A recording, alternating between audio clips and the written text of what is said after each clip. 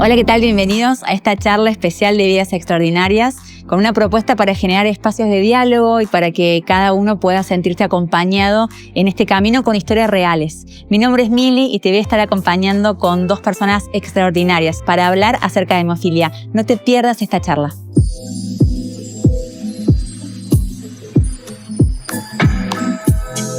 Vamos a conocer a los protagonistas de esta charla para preguntarles quién es Gustavo Ramírez, el paciente que nos va a contar su historia con respecto a la hemofilia. Bueno, mi nombre es Gustavo Ramírez, tengo 54 años, soy de Córdoba, capital, acá en Argentina, y tengo varios títulos, estudié mucho por suerte, soy periodista y locutor, diseñador gráfico, que es lo que me dedico hace 20 años, y desde hace 13 años tengo un emprendimiento propio, que es una marca de té en hebras e infusiones, devenido, digamos, a emprendedor. ¿Quién es María William, la doctora María William? Yo soy médica hematóloga acá en Córdoba, Argentina, y trato pacientes con hemofilia desde el 2004, tanto niños como adultos, y bueno, hace muchos años que conozco a Gustavo. Médica, especialista y paciente, condición de por vida, pero quiero saber cómo fue tu historia y cómo vos podés relatar mirando para atrás tu tránsito con esta condición. Bueno, es larga la historia porque soy grande ya, pero lo más, digamos, a destacar de la hemofilia en mí es que no supe desde nacimiento, que hoy por hoy los bebés y de antes incluso de la panza ya lo saben. En mi caso me enteré, o se enteraron mis padres en realidad a los 4 años, que parece poco, pero no, porque yo ya venía teniendo algunos episodios hemorrágicos y de articulaciones o caídas, golpes, toda la vida hasta esa edad, y nadie sabía lo que me pasaba. Entonces fue traumático, incluso hasta saber lo que me pasaba creo que fue peor, porque no había los tratamientos específicos para la atención, y era como, bueno, esto es complicado, es grave, digamos, o sea, y ahí es como que empezó otro camino, ¿no? ¿Cómo está el tema del diagnóstico? Voy a luego seguir con tu historia porque me imagino que a lo largo del tiempo, más de 50 años hace que tenés hemofilia, bueno, justamente ha cambiado no solo el tratamiento, sino el diagnóstico. ¿Cómo era hace 50 años un diagnóstico de una persona que nacía con esta condición? No, bueno, hace 50 años el diagnóstico para dosar los factores era muy difícil y no estaba al alcance de todo el mundo. Por supuesto, si estamos hablando de países un poco más desarrollados que los nuestros, sí ya podían dosar el factor 8, dosar el factor 9. Nosotros no hace tanto que podemos hacerlo, y de hacerlo bien minucioso y poder ser repetible, que nos salga siempre lo mismo. De hecho, hay mucha variabilidad entre los mismos bioquímicos, mismos laboratorios, porque hay un coeficiente de variabilidad de los productos, del paciente, de los reactivos. Pero bueno, hoy sí ya se puede hacer un diagnóstico seguro y certero de hemofilia, que es una condición con la que se nace. Hay un 30% de estas personas con hemofilia que no tienen antecedentes familiares, como puede ser Gustavo, pero el otro resto sí ya tienen antecedentes familiares. Entonces uno ya de antemano, a la mamá que está embarazada de un varón, puede ir haciendo algún consejo genético, viendo cuándo vamos a hacer el diagnóstico. Porque sí, la mamá o la mujer es la portadora, pero no hay mujeres que tengan esta condición, digamos, Sí, ya sé. ¿Qué porcentaje? No, las mujeres pueden ser portadoras, ya una subclasificación nueva que hay, depende cuánto tenga de factor 8 o 9 esta mujer, se la puede clasificar como hemofilia. Ah, bien. Sí, mujer con hemofilia o mujer portadora sintomática o mujer portadora asintomática. Una clasificación. Sí, porque tenemos más acceso a los diagnósticos, ya nos pusimos como más exquisitos y queremos saber si sangra, no sangra. Bueno, ya están todas esas subclasificaciones, pero que el hecho en sí es saber cuánto tiene de factor cada uno de nuestros pacientes. Ahora, ¿cómo cambia cuando hay un diagnóstico prematuro, incluso antes, en la gestación, digamos, antes que nazca, a alguien que a los 4 años recién le descubren esta condición porque fueron 4 años de falta de educación, de no cuidar el cuerpo, de falta de profilaxis? Claro, y aparte y de maltrato en el sentido de, por ejemplo, bueno, te duele una rodilla, pongamos calor. Y es todo lo contrario, porque lo que hay ahí es sangre. Entonces, para cortarla, para que se haga la coagulación, frío. Pero bueno, no, ponerle un poquito de calorcito. Y era todo lo contrario, encima maltratado, ¿no? Porque no, por no saber, por falta de información. Y cuando fuiste creciendo, porque yo me pongo a pensar en un adolescente, por ejemplo, Claro. que se golpea un montón, que naturalmente hace actividades como más torpes, incluso encontrándose con su cuerpo, vos ya conociendo obviamente tu condición, ¿cómo fue eso? Bueno, a ver, tiene que ver mucho también, primero tiene que ver con la forma de ser mía y de mi entorno, ¿no? Pero a nivel médico empezaron los primeros medicamentos, que eran los crioprecipitados se llamaban, y era un medicamento, digamos, complicado en el sentido que llevaba mucho tiempo había que ir al hospital, te lo tenían que inyectar, era varias horas, era como todo un tema ponerse uno de esos, que la verdad que tampoco duraba tanto. Entonces era, bueno, o te cuidas o ¿Pero qué es cuidarte? Y tratar de no hacer algo que yo sepa que podía dañarme, digamos. Como el rugby, por ejemplo. Claro, que lo he hecho Sí. también, Claro. yendo a escuela de verano hasta un partido de rugby. Dice, lo que pasa es que, vuelvo de nuevo, mi historia, yo soy una persona tranquila, que... ¿Viste cómo es el huevo o la gallina? Yo no sé si yo soy tranquilo porque soy hemofílico o porque o todo lo contrario, ¿no? ¿No se adaptó a tu enfermedad o tu enfermedad? Y creo que hay un poco de todo también, porque me gusta el cine, me gusta la tele. No había compu en ese momento, pero era mucho de los juegos de mesa. Siempre me gustó eso, la lectura, las historietas. Y después el golpearme era de la pavada de haberme subido sin pensar, Sí, o de torpe, o que alguien me hizo algo, eso. Pero en realidad tiene mucho que ver también muchísimo que ver con el entorno familiar, que si bien te cuidan, pero nunca, nunca es mucho, pero no fueron por el lado del cuidado extremo a algo, ¿no? Porque eso es peor. Bueno, eso le quería preguntar a María porque me pongo en tu lugar. ¿Y cuántos años hace que sos especialista de hemofilia? Desde el 2004. Bueno, me imagino que ha cambiado mucho o ha evolucionado, me dirás vos, no solamente los tratamientos, sino también la educación hacia los pacientes, empoderarlos y sacarlos del lugar de la limitación, del miedo. ¿Cómo es como médica para ayudar a este Lo que pasa proceso? es que nuestro primer objetivo al comienzo era un tratamiento. No, ni siquiera a veces el diagnóstico, era el tratamiento. Y teníamos muy pocos recursos hace un par de años atrás. Entonces se lo limitaba. El paciente, yo creo que la personalidad puede ser tranquila, pero si uno ve pacientes con hemofilia más o menos de la edad de Gustavo, todos son tranquilos, es raro, ¿sí? Uno lo iba limitando, la familia lo iba limitando porque no teníamos muchos tratamientos, entonces no pensábamos en rugby, solamente fútbol, no había posibilidades. Y que hasta ahí nomás, porque también una pelota puede... Por eso, fútbol ya no era una posibilidad, la bicicleta a veces no es una posibilidad. Sí, estamos hablando de personas de 50 años. Hay algunos actualmente, sí, algunos que nos queremos morir, pero sí. Entonces el tratamiento fue la limitante, la primer limitante. Con el avance de los tratamientos, el paciente empieza a tener las hemorragias articulares espontáneas, que puedes bajar una escalera y sangrar una rodilla. Y eso significaba reposo durante 10 días. Tus amiguitos iban a tu casa a ver, entonces ¿qué podías hacer? Juegos de mesa, son grandes lectores, son muy grandes observadores, los pacientes con hemofilia más grandes. Que actualmente, cuando uno le ofrece nuevos tratamientos, el paciente ya no tiene estas limitaciones, cada vez menos. Entonces ya no son grandes lectores, ya no los tenemos en reposo tanto tiempo. ¿No es necesario o porque cambia el abordaje? Porque ya no sangran. ¿Sí? Desde el 2007 se hizo un trabajo donde la profilaxis, que significa poner factor varias veces al día, a la semana, es elevar el factor de no tener nada a un poquito más. Y eso ya demostró que el sangrado espontáneo en los pacientes que son severos, es decir, no tienen nada de factor, se reducía un montón. Entonces ya desde el 2007, esa revolución les cambió la vida. ¿Te cambió la vida a vos? En realidad, a ver, yo nunca tuve profilaxis.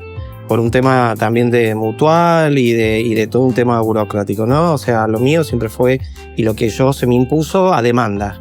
O sea, te pusiste esto, te reponemos esto. Y esto que son como los dos caminos, ¿no? La profilaxis o a demanda. Exacto. Entonces eso también implicaba cuántos hay, cuántos tengo. Bueno, pues, cuánto tiempo. Bien. Y qué sé yo, cuándo los voy a usar. Porque por ahí pasan 3 meses y no me pasa nada, y por ahí pasó una semana y fue un codo y una rodilla y un tobillo. Claro. Y pues, fue una mala racha. Claro. Entonces también era un tema, ¿no? Y era demanda que está mal, porque permite que primero se haga la hemartrosis y después te pongas el remedio. En realidad, cuando se entendió que primero tenés que prevenir, no hace mucho tiempo de esto, pero no me tocó. Los últimos tratamientos, los nuevos tratamientos que lograron que sea una especie de profilaxis lo mío, es donde me cambia un poco. Y ahí sí notaste una libertad o una autonomía. Mira, en general, si bien la hemofilia mía es asevera, nunca fue, en mi caso, por mi forma de ser, nunca fue como un limitante de no voy a hacer esto por las dudas algo, o no voy a ir allá, o no voy a hacer esto nunca va por ese lado. Obviamente que está presente, porque si vos me decís, estuve hace 11 años estudiando, 13 años estudiando un mes en Inglaterra. Fui a estudiar inglés y había que llevar remedios para un mes. ¿Y cuánto es remedios para un mes? Claro, de ¿Quién repente, sabe cuánto es remedio para un mes? a ojo. A ojo. Y cuidarme y no pensar. Porque también, ¿viste? La sobrecarga, ¿no? Por supuesto, o sea, y si me golpeo, y si me pasa, y no voy. Porque si voy a pensar en eso, ¿qué hago yo en Inglaterra solo? O sea, si lo pienso, no voy. Entonces, también tiene que ver con la predisposición, me parece, de uno, de hacerlo, con los miedos de mis padres acá y todo, ¿no? ¿Qué edad tenías? Hace 12 años, o sea, bueno, no hace tanto, pero... Y te puedo asegurar que la cabeza cambia. Te cambia. Cada vez que a mí me gusta viajar, viajo mucho o trato de viajar. Y el hecho de estar afuera, yo acá no me bajo del auto, no camino. Camino 2 cuadras y me duele todo. Y afuera tengo que caminar. No hay auto, no hay taxi, hay que caminar. Y el hecho de ir a estudiar, me quedaba a 15 cuadras la escuela donde paraba. Y flaco, hay que caminar. O sea, y te hizo bien. por supuesto que me hizo bien. Con respecto a los pacientes que van a hacer algún trabajo o algo educacional o de viaje, Ocio, nomás. sí. Intentamos que lleven sus concentrados. En el caso de él si bien su cobertura social no le daba en ese momento la profilaxis, porque no solamente a él, era a casi todos los pacientes, porque hubo que introducir ese conocimiento. Claro. ¿Son abordajes médicos o no? Pero tuvo que demostrar que había que prevenir, no que llegara más tarde a la hemorragia por la discapacidad que da, por las lesiones articulares. No fue que en el 2017 salió este artículo y ya todos nos daban la profilaxis. Sí, fue todo un trabajo que ahora ya es indiscutible. Es decir, la profilaxis es para todos, es el tratamiento, como la insulina es para el diabético, la profilaxis con el concentrado es para el paciente con hemofilia. Y aquel que se va a ir al exterior, intentamos que primero esté en profilaxis y ellos también viajan mucho más tranquilos, porque saben que tienen sus concentrados y que raramente les va a pasar algo. Está bien, a veces caminan porque van de viaje y para conocer, y bueno, sí, a la noche por ahí puede doler alguna articulación, y lo que intentamos es que en vez de ponerse 2 o 3 veces a la semana, se pongan todos los días para mantener los niveles un poquito más altos y no sientan esos microsangrados que pueden tener articular. Gustavo, hay algo interesante dentro del tratamiento, me imagino que María me hará su aporte al respecto, pero que tiene que ver con la responsabilidad del paciente, con el ser protagonista de su propia salud, ¿no? Porque un médico puede decirte qué hacer y tener toda la información al respecto, que después el día a día es tuyo. ¿En qué momento sentiste vos que te empoderaste como paciente y que lograste que no solamente vos, sino quienes te rodean, tu pareja, tu familia, tus amigos, entiendan de tu condición, te lo sostengan, sepan qué hacer? Está buena la pregunta, porque, a ver, el rol nuestro es o sea, todo. Claro, es todo. El resto está porque estamos nosotros, es así. Pero más allá, que no da orgullo, digo, no pasa por ahí. Pero sí es verdad el hecho de escucharnos y entendernos, que hoy por hoy se está dando bastante más con todo esto de la experiencia del usuario y todo eso, que antes no pasaba. La verdad era bastante unilateral, ¿no? Vos vas, el tratamiento es vos vas a tu casa, haces lo que te dije y se terminó. Hoy cambió un poco la cosa. A mí me pasaba que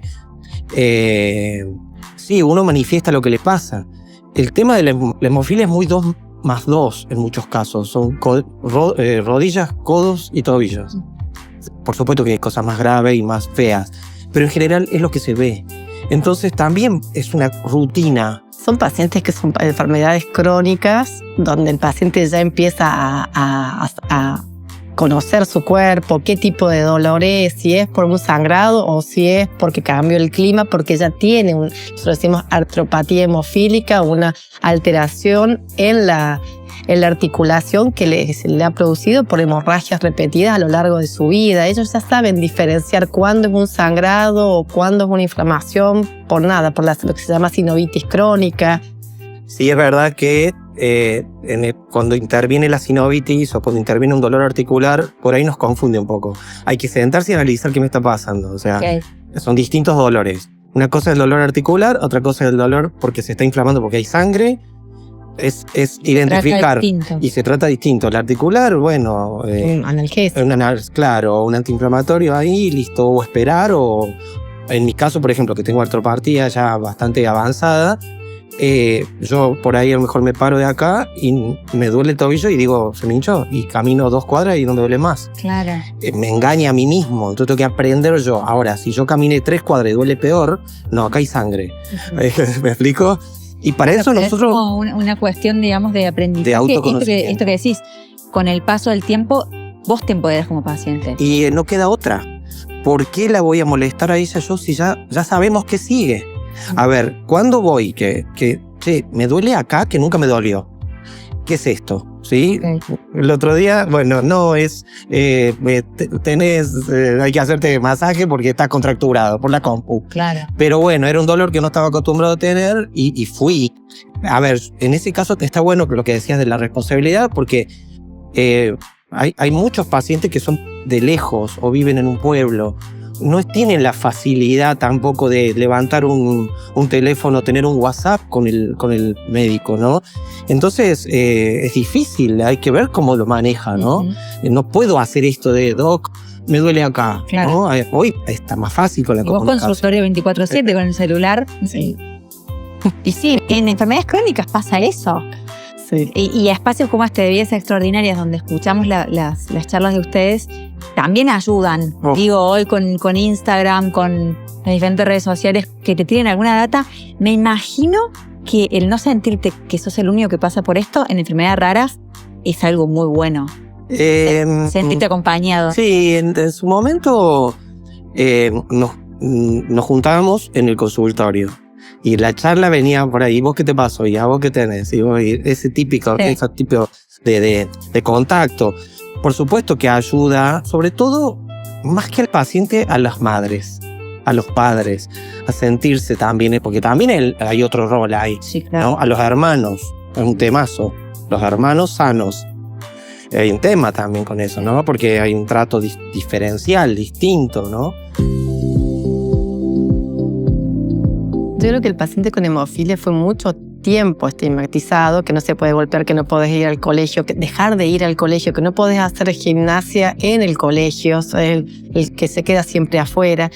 Con el advenimiento de nuevos tratamientos, que ha sido una revolución en los últimos 14 años, es tremendo, hasta terapia génica, tratamientos que ya no son el factor que me falta, sino estabilizar la coagulación por otro lado, cosas súper revolucionarias en este último tiempo. Eso ha hecho que el paciente lo empodere, tenga mejor coagulación y se anime a hacer cosas diferentes, y nosotros como médicos poder hacer un tratamiento más integral, no solo focalizarnos al tratamiento, al factor. Entonces el grupo ha empezado a sumarse gente como los fisioterapeutas, el traumatólogo, el enfermero, el trabajador social. Entonces esto de las redes y visualizar la enfermedad, ya no la visualizamos desde el no puedo, sino del de sí puedo, y el tratamiento integral, y poder hacer a mejor caminatas, y invitarlos a hacer actividad física, claro. Y mostrar en redes no la enfermedad, sino todo lo que yo puedo hacer, aunque tenga hemofilia. Claro, que es una condición no limitante, que antes era una condición limitante. Entonces, perdón, no sé si se encuentran en una sala de espera, ya no hablan de si tengo el factor, no tengo el factor que me duele, sino vos vas al gimnasio, yo no voy al gimnasio, ¿qué estás haciendo? Es otra lo que se habla, porque ya... ¿Que va al gimnasio o los que no va al gimnasio? No, voy poco, pero tiene que ver, no tiene que ver con que me duele, que no me gusta. Con la vagancia. Con la vagancia, pero voy, a ver, ¿qué se nos dijo a nosotros toda la vida? Vos solo podés hacer natación. Yo aprendí a nadar a los 4 años y llegó un punto que tenía 30% de cloro en mi cuerpo, o sea, no quería saber nada con el agua. Me cansé. Entonces, ahora estoy haciendo de nuevo natación a mi ritmo, a mis tiempos, pero por una cuestión de gusto, porque no hay peor cosa que te impongan algo. Sí. Entonces, sí, hacía natación, pero che, y después hice pilates. ¿Y por qué va a hacer pilates? Por supuesto con cuidado, pero ¿por qué no? Y empecé a hacer hasta aerobox, que tiene que ver con una cuestión de movimiento, ¿no? No de fuerza ni de pelea. Pero sí lo pude hacer. Sí, después me duele todo. Y sí, yo ya sé que me va a doler todo. Pero me hizo bien, ¿no? Voy a hacer como una especie de mirada hacia atrás y una especie de proyección hacia el futuro desde la mirada de ambos. ¿Cómo era hace 5 años la realidad de hoy, si era impensado o no, desde la medicina? ¿Y cómo ves vos, María, los próximos 10 años? Hace 5 años, la verdad que no es tan poco tiempo, y ya se veía venir toda esta revolución de tratamientos, que de hecho siguen habiendo un montón que uno va escuchando, pero que todavía no ha salido. Pero sí te digo, hace 10 años atrás esto no era así. Nadie pensaba en terapia génica, nadie pensaba en productos que no sean factor. Actualmente, lo próximo es impensado. Va a evolucionar muy rápidamente, que no sé si yo voy a tener la posibilidad de ver eso, o Gustavo, pero sí los más chicos, sí la gente más chica. Se está viendo hasta un factor bioral, cosas que son totalmente impensadas, y no te estoy hablando hace mucho tiempo atrás, de 50 años atrás, no son muchos. Cuando nació Gustavo, nada, era pasarle plasma o crío, irte hasta a mucha gente se fue a vivir cerca de los centros donde hacían esos tratamientos para poderse transfundir, se mudaron de ciudades a Buenos Aires, y ya salir el factor, que vos te puedas llevar tu botellita a tu casa, ya volver a tu casa, autoinfundírtelo, eso ya es una revolución. ¿Qué va a haber de acá para dentro de 10 años? ¿Cómo vamos? Impensado. Yo creo que va a ir mucho más a otro tipo de una visión integral del paciente, ya no el tratamiento, ya todo lo que puedo hacer estando con cierto tipo de tratamiento. La última pregunta tiene que ver con conversaciones necesarias que crean ustedes en consultorio, fuera del consultorio, en estos espacios, que creen que todavía no se están dando, o con la asiduidad que ustedes creen o con la naturalidad que ustedes quieren, con respecto a la hemofilia. La que quieran, charlas, conversaciones que sienten que habría que tener. Yo viví una época donde, si bien siempre existió bullying y eso, a mí me cuidaban, porque era grave. O sea, una cosa es un bullying y otra cosa es verme, que yo soy primaria, iba con un yeso distinto todos los días. Una vez tobillo, una vez codo, una vez rodilla. O sea, y el amigo mío ya me firmaba el yeso, y el que no me conocía y tenía un poco de miedo y no sabía si acercarse o no. Cuidado no le peguen. Cuidado no le peguen, cuidado no lo toquen. Entonces también tenía que ver con eso, y con los docentes también, ¿no? Ojo con él, tampoco, ¿no? Es difícil el límite, porque es difícil para nosotros también. Creo que la naturalidad que podés tener con cualquiera, que no le pegues. O sea, ¿me explico? O sea, qué sé yo, si vos sos sana, sí, y te hago caer y de flexibilidad, claro, que hace que justamente sea complejo, incluso me imagino desde lo médico, porque en todas las enfermedades crónicas o no, la sanidad mental o el acompañamiento psicológico es fundamental, que tu paciente se sienta sano. Sí, igualmente yo creo que hoy, volvemos al tema del tratamiento, los tratamientos que hay, la sociedad no lo hace sano, pero él está sano. Si siguen teniendo esa fragilidad, la escuela que no puede hacer el ejercicio, que no puede jugar, que no puede ir al pelotero. Cuando nosotros desde los consultores le decimos, anda al pelotero. Ya, le enseñamos a la familia, se hace la profilaxis 3 veces a la semana, y el día que tiene el cumpleaños le vuelve a poner antes que vaya al pelotero. Pero el pelotero tiene que ir, tiene que participar de las actividades de los otros niños. Que esa fragilidad, demostremos que no somos frágiles, que tenemos que tener cuidados, pero no somos frágiles. que evolucionó, cambiamos, somos parte de esta sociedad. Creo que las charlas que nos quedan pendientes es esto, es educar, enseñar, transmitir, y que va a tener que ser nosotros, los pocos que hacemos hemofilia, los que somos grupos generalmente conformados multidisciplinarios, y los pacientes, porque es el paciente el que llega a una guardia y enseña cómo se hace un factor, porque el enfermero no tiene la obligación de saber ese producto que en su vida lo vio y a lo mejor sea la única vez en su vida, y nosotros enseñar que ya no somos frágiles, que tenemos un buen tratamiento, que por supuesto tenemos que tener cuidados, como cualquier persona con alguna enfermedad. Creo que esa charla todavía queda pendiente, la sociedad todavía no sabe de hemofilia, nos falta mucho de difundir, enseñar, a no tener miedo, a saber dónde derivar. Y con los pacientes creo que la charla próxima es no solamente volver a refrescar lo que es la hemofilia, cuándo me tengo que poner los medicamentos, cómo me los tengo que poner, porque si no se hace algo rutinario, como con Gustavo, ellos lo deciden, pero a veces la decisión no está tan bien. Y también poder, con este advenimiento de tratamientos, es elegir entre todos el tratamiento. Después veremos si la cobertura social, sí o no, lo tenemos o no, pero poder elegir, que el paciente pueda optar, saber cuáles son las diferencias que tenemos, las posibilidades, y poder optar. Después nos acomodaremos, pero ese protagonista de su cuerpo. Protagonista de lo que vos vas a hacer y lo que vos te vas a meter de alguna forma en tu cuerpo. Por ahí valoran que yo haga un montón de cosas y viaje y ande. Tengo un montón de amigos sanos que no mueven la cola de la silla en todo el día y no hacen nada y no hacen gimnasia y no viajan y no les pasa nada. Entonces, volvemos al huevo y la gallina. No sé si lo hago porque no sé si mañana me voy a morir, porque toda mi vida he tenido como el miedo a que me pueda pasar algo grave, o porque soy así, ¿no? Entonces por ahí está bueno decir, che, salí, anda, llévate los factores, llévate los remedios. Viví. No sabemos, nadie lo sabe, ni los sanos lo saben. Entonces darle bolilla a eso, ¿no? Gracias, María William, por esta charla, por tu amabilidad, además por traer la medicina tan cercana. Y gracias, Gustavo, por contarnos tu historia, porque seguramente muchas de las personas que estén mirando conocen a alguien, tienen la condición o tal vez, no sé, se vinculen con alguien y siempre es importante la información. Y gracias a Vidas Extraordinarias por este espacio. Me imagino que cuando ustedes lo vean van a decir, qué bien que se está hablando de esto. Sí, no. Claro. Sí, qué bien que haya un espacio para esto, está buenísimo. Sí, gracias. Está bueno. Gracias. Muchas gracias a vos.